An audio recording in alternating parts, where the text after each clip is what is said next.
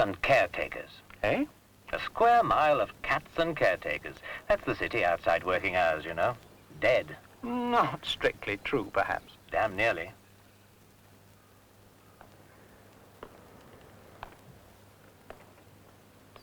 Oh, there are a few who must live here, of course, people with special interests, or because their job's an essential service, but everybody else goes home. Nowhere else to go, is there?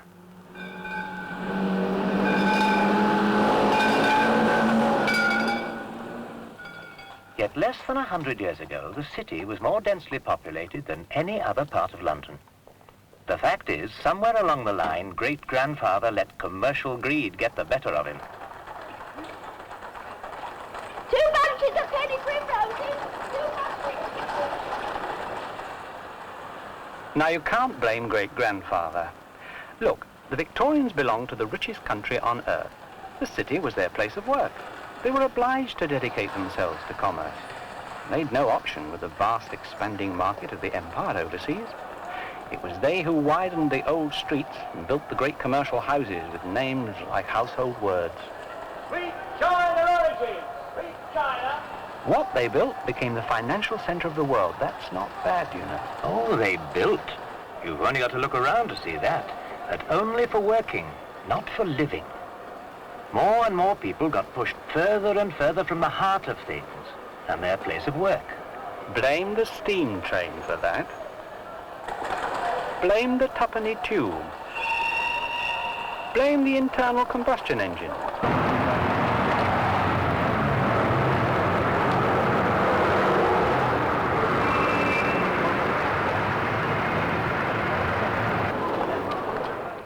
Twice a day, 5 days a week. What of it? You get used to it. To and from work, you travel about 500 miles a month, don't you? Doesn't bother me. That's roughly 6,000 miles a year. In a short working life, that's more than 5 times round the world. And it doesn't bother you. You can't put the clock back, you know. No, but you can put it forward.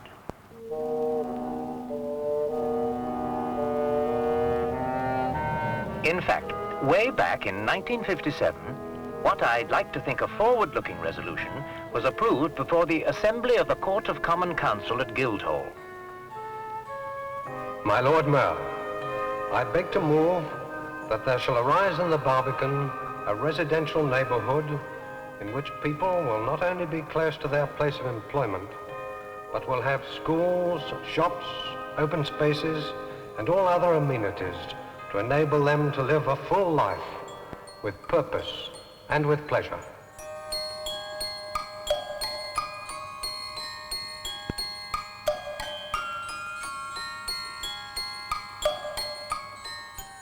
So far as we architects were concerned, that resolution was the green light at long last.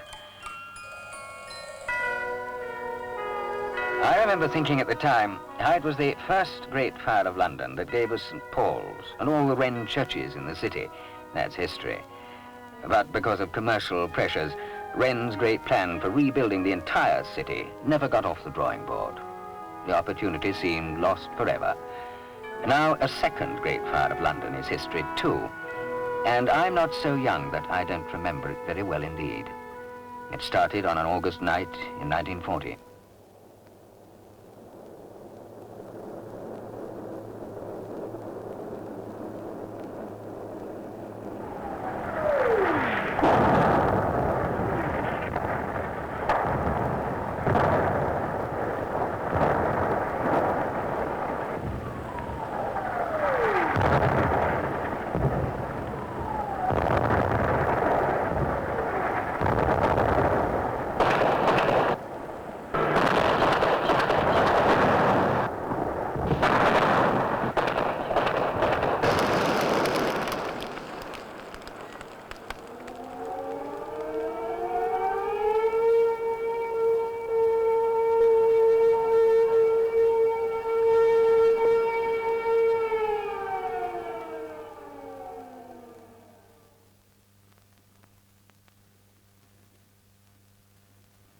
They left us with a devastated area of some 40 acres, which we called by its old name Barbican, a watchtower over a gate in a city wall. And then the arguments began. It's always been a commercial area, and probably the most valuable bit of ground in Britain. Why change its function now and lose a packet? Anyway, you won't get anything from the government. It'll all have to come out of the rates. Congestion's already bad enough, you know. You put up more office blocks, the whole place will set like a jelly. Well, the few families who did live here got bombed out. They won't want to live in the city again. The City of London should have more to offer than profits. Without a living community, it's just a factory town. Who wants to live beside a railway, anyhow? Well, now's your chance. Move the bloody railway. The railway was moved. Realigned, enclosed in a concrete tunnel, the tracks isolated from their surroundings by rubber mountings. That railway is no longer a source of noise and vibration. And then we began to build part of the Barbican over the top. Close to their place of employment, but will have schools, shops, open spaces, and all other amenities to enable them to live. It sounded fine, but we only had 40 acres to play with, remember, and to justify the corporation's resolve, the residential population had to be of sufficient size, round about 7,000. The list of amenities went on growing as long as your arm. An arts centre, a students' hostel, a library, new buildings for the Guildhall schools of music and drama, new buildings for the City of London School for Girls. And not only shops, but restaurants and pubs, of course, and accommodation for over 2,000 cars, and a filling station to go with them. To most people, the site must have presented a bewildering muddle.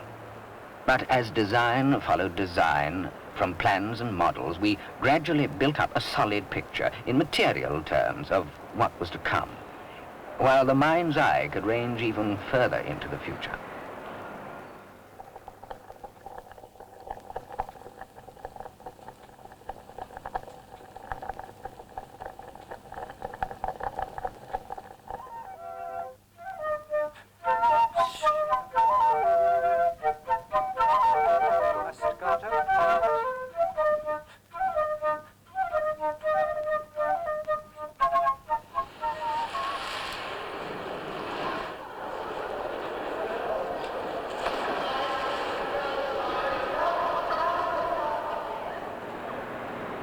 In one sense, on a site like this, it's the open space that costs the money. Because when you can't spread out, the only ways left are up or down. We went up. Most of the terrace blocks are raised on columns or podia, which allows space to flow on, as it were, beneath these buildings. And they give a sense of continuity to the landscaped areas of grass and trees between. Trees? It's still true that great oaks from little acorns grow, but today, with a bit of mechanical aid, it's possible to have what you might call instant trees.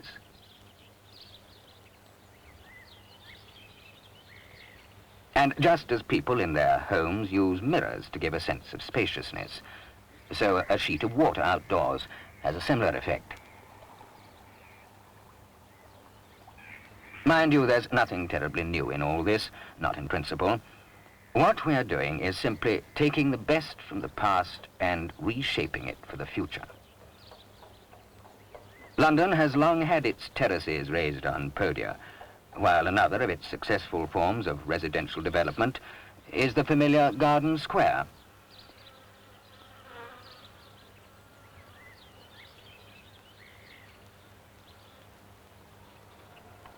So I like to think that one day, because of the ideas realized in the Barbican, people will be able to walk unhindered by traffic through gardens and beside lakes over the entire square mile of the city.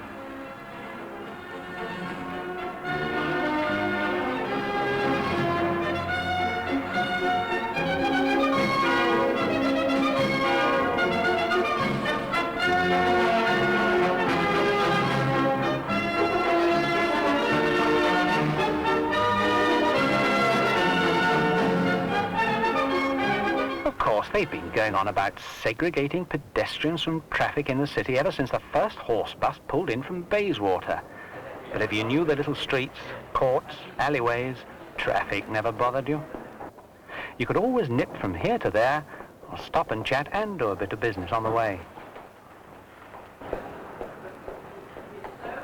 It was really rather cosy, like belonging to a club.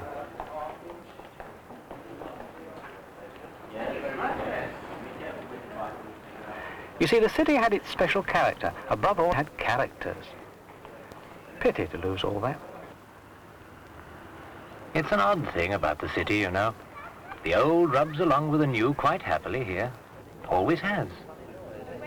The fact is, each generation's left something of itself behind. A kind of reflection of its own image, if you like. Maybe the Barbican will be ours. I mean, the city's changing all the time. Some things you'd hardly notice. But when we first came here to work, it was black coats and striped trousers everywhere, wasn't it? Now it's all women in miniskirts in the city, for heaven's sake. Oh, come off it. Even St. Paul's was new once, you know. Before my time. Anyhow, say what you like. The Barbican won't make a ha'porth of difference to the rush hour traffic. It's a drop in the bucket, even if all 7,000 of them work in the city, which they won't. So you'll end up with one lot trying to get in, while the other lot's trying to get out.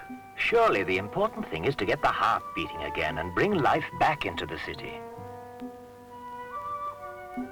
Over the years, the question why the Barbican set the corporation in direct conflict with various commercial interests. An easy and profitable solution would have been to surrender to these pressures.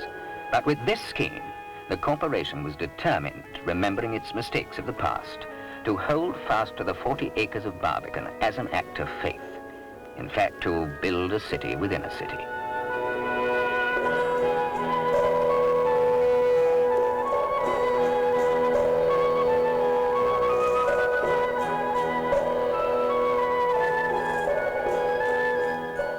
More than 2,000 separate flats are planned for the Barbican, 3 high tower blocks, each of 43 stories, and a series of smaller terrace blocks built on podia, which give a dramatic visual contrast. We put a lot of thought into the way each building is sited so that every flat gets a look at the sun for some part of the day at least. As you walk around, because of the openings and ways through, you'll find you can see a long way, and that gives you an added sense of the space around you. And the space won't be filled with cars. You drive in on the low level, park in your own particular spot.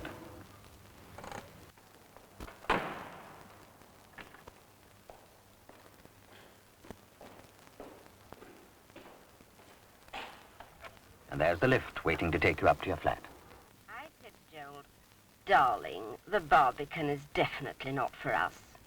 But he said, there's no harm in having a look. So here I am. And what do you think?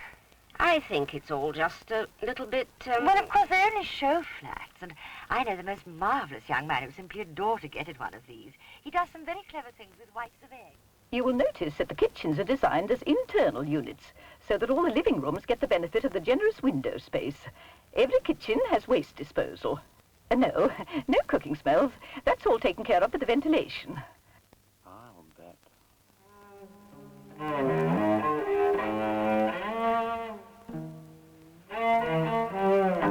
Because of the interior placing of our kitchens and bathrooms, the living areas are unusually spacious, with electric underfloor heating throughout. There's plenty of cupboard space and storage facilities for each flat. The bathrooms are fully fitted with wall-to-wall mirrors, electric shaving points and shower units. And it's the bathroom that most of our viewers fall for. They see themselves positively wallowing in the luxury of it all. Oh, is that the mermaid?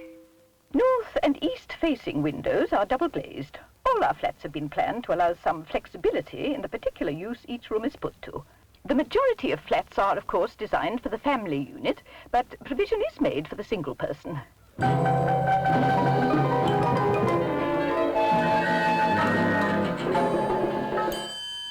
There's soundproofing throughout, of course, and that helps people of different tastes to live comfortably with one another. do you know, I think I'll talk it over with Gerald again.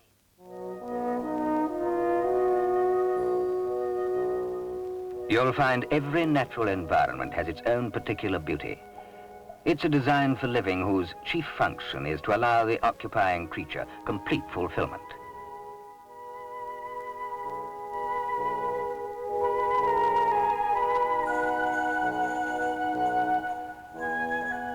The needs of the human animal, however, are not material only.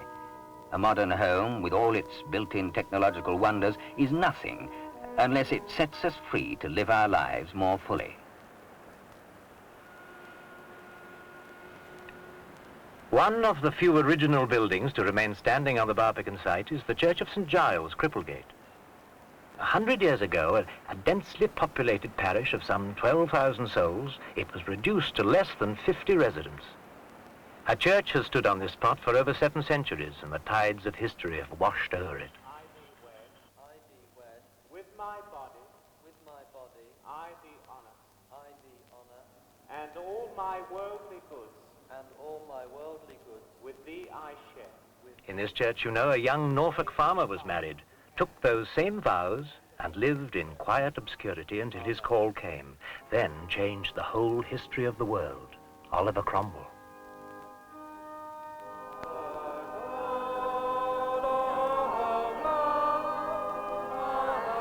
And John Fox is buried here, whose Book of Martyrs once held a place second only to the Bible.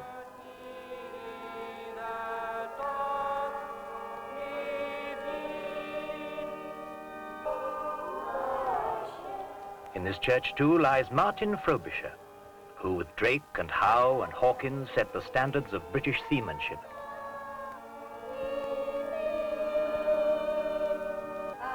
Not far away, a poet struggled with words to try to justify God's ways to man, and was paid £5 for the greatest epic in our language. He too lies here.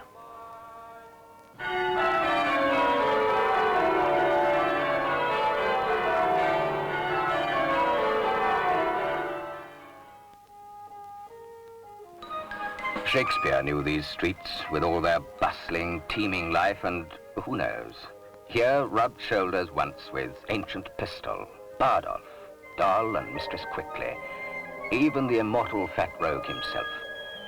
Here in London, where the Playhouse once drew its rough daylight audience, now, 400 years later, beside Stratford-on-Avon, the Royal Shakespeare Company will find a new home.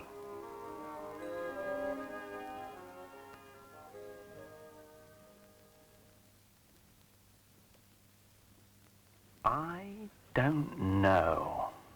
Times change, I admit. People too, I suppose. But an arts centre in the city? That's going a bit far, isn't it? Oh, I know the theatre's going to be a marvellous building with the most modern equipment and its own drama school. I know all that. And a great concert hall with yet another school and even more students. A library, probably a cinema, and an art gallery. All I'm asking is, are we going to see a fair return? A fair return. That depends on how you look at it, but I think so. You see, the Arts Centre is simply one part of the whole concept, which couldn't truly flourish without the others.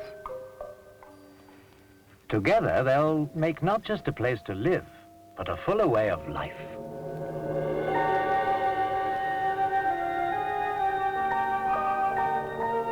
The Barbican was designed to draw Londoners into the city. It will surely also draw the world into London. For as Dr. Johnson once said, the city of London has always been a place of good companionship. It may change, but it cannot but endure.